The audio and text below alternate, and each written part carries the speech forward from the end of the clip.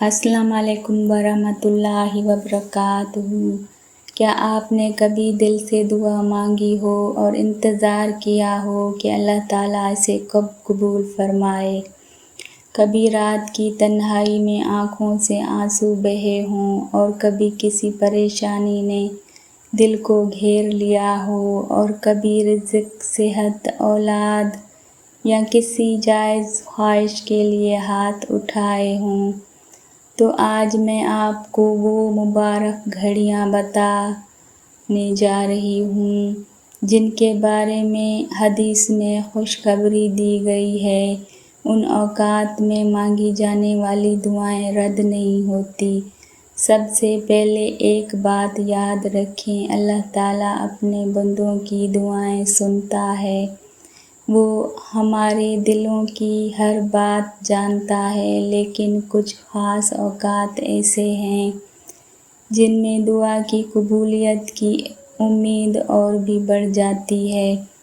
Number 1، اذان اور احکام کے درمیان۔ نبی کریم صلی اللہ علیہ وسلم نے فرمایا، اذان اور احکامات کے درمیان مانگی جانے والی دعا رد نہیں کی جاتی۔ سوچیں، دن میں 5 مرتبہ یہ سنہرا موقع ہمیں ملتا ہے۔ جیسے ہی اذان ہو، دنیا کے کاموں سے چند لمحے نکال کر اللہ سے اپنی حاجات مانگ لی جائیں۔ نمبر 2، تہجد کا وقت، رات کے آخری حصہ، جب اکثر لوگ گہری نیند میں ہوتے ہیں، تب اللہ تعالیٰ اپنی شان کے مطابق آسمانی دنیا پر نزول فرماتا ہے اور فرماتا ہے، کون ہے مانگنے والا، میں اسے عطا کروں۔ یہ وہ وقت ہے جب ٹوٹے ہوئے دلوں کی دعائیں عرش تک جا پہنچتی ہیں۔ اگر آپ کو کوئی ایسی خواہش ہے جو پوری نہیں ہو رہی، تو تہجد میں اللہ کے سامنے گریہ و زاری کے ساتھ دعائیں کیجیے۔ نمبر 3، سجدے کی حالت۔ رسول اللہ صلی اللہ علیہ وسلم نے فرمایا، بندہ اپنے رب کے سب سے زیادہ قریب سجدے کی حالت میں ہوتا ہے۔ جب آپ سجدے میں جائیں تو صرف تسبیح ہی نہ پڑھیں بلکہ اپنے رب سے دعائیں، دل کی باتیں بھی کریں۔ اپنے غم، اپنی پریشانیاں، اپنے خواب اور اپنی امید اللہ کے سامنے رکھ دیں، وہ سب سن رہا ہے۔ نمبر 4، جمعے کے دن، ایک خاص گھڑی۔ جمعے کا دن مسلمانوں کے لیے عید کا دن ہے۔ اس دن ایک ایسی گھڑی آتی ہے کہ اگر مسلمان اس وقت اللہ تعالیٰ سے کوئی جائز دعا مانگے تو اللہ اسے عطا فرما دیتا ہے۔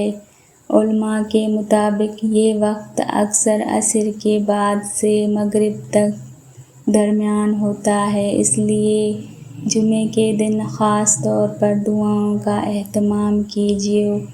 نمبر 5، روزے دار کی دعا۔ رسول اللہ صلی اللہ علیہ وسلم نے فرمایا، روزے دار کی دعا رد نہیں کی جاتی۔ جب انسان اللہ کی رضا کے لیے بھوکا اور پیاس برداشت کرتا ہے تو اس کی دعا میں خاص تاثیر پیدا ہو جاتی ہے، خصوصاً افطاری کے وقت اپنے لیے، اپنے والدین کے لیے، اپنی اولاد کے لیے اور پوری امت مسلمہ کے لیے دعا ضرور کریں۔ نمبر 6، سفر کے دوران دعا۔ نبی کریم صلی اللہ علیہ وسلم نے مسافر کی دعا کو بھی قبولیت والی دعاؤں میں شامل فرمایا۔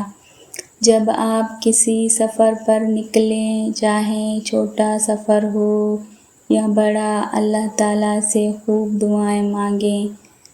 بس اوقات سفر میں مانگی گئی ایک دعا انسان کی پوری زندگی بدل دیتی ہے۔ نمبر 7، بارش کے وقت کی دعا۔ بارش اللہ تعالیٰ کی رحمت ہے۔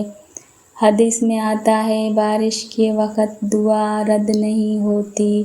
جب بارش برستی رہے ہو تو موبائل اور دنیا کی مصروفیات میں گم ہونے کے بجائے چند لمحے اللہ تعالیٰ کی بارگاہ میں جھک جائیں، اپنے ہاتھ اٹھائیں اور اپنے رب سے مانگیں۔ کیا معلوم وہی لمحہ آپ کی تقدیر بدلنے کا سبب بن جائے۔ میرے عزیز دوستو، ہم اکثر شکایت کرتے ہیں کہ ہماری دعائیں قبول نہیں ہوتی، لیکن کبھی یہ بھی سوچا ہے چاہے کہ کیا ہم ان مبارک اوقات میں دعا مانگتے ہیں؟ اللہ تعالیٰ ہمیں بار بار موقع دیتا ہے۔ اذان اور اقامات کے درمیان، رات کے تہجد میں، سجدے میں، جمعے کے دن، روزے کی حالت میں، سفر کے دوران اور بارش کے وقت۔ شاید آپ کی ایک دعا، ایک آنسو، ایک سجدہ اور ایک یا اللہ آپ کی زندگی کا رخ بدل دے۔ آج عہد کیجیے کہ ان قبولیت کی گھڑیوں کو ضائع نہیں کریں گے۔ اللہ تعالیٰ ہم سب کی جائز دعائیں قبول فرمائے، ہمارے گناہوں کو معاف فرمائے، ہماری پریشانیوں کو دور فرمائے اور ہمیں دنیا اور آخرات کی کامیابی عطا فرمائے۔ آمین یا رب العالمین۔ اگر آپ بھی دعاؤں کی طاقت پر یقین رکھتے ہیں تو کمنٹ میں آمین ضرور لکھیں اور اس پیغام کو دوسروں تک پہنچائیں، اور ہمارے چینل کو سبسکرائب ضرور کریں، لائک بھی کریں، میری ویڈیو کو شیئر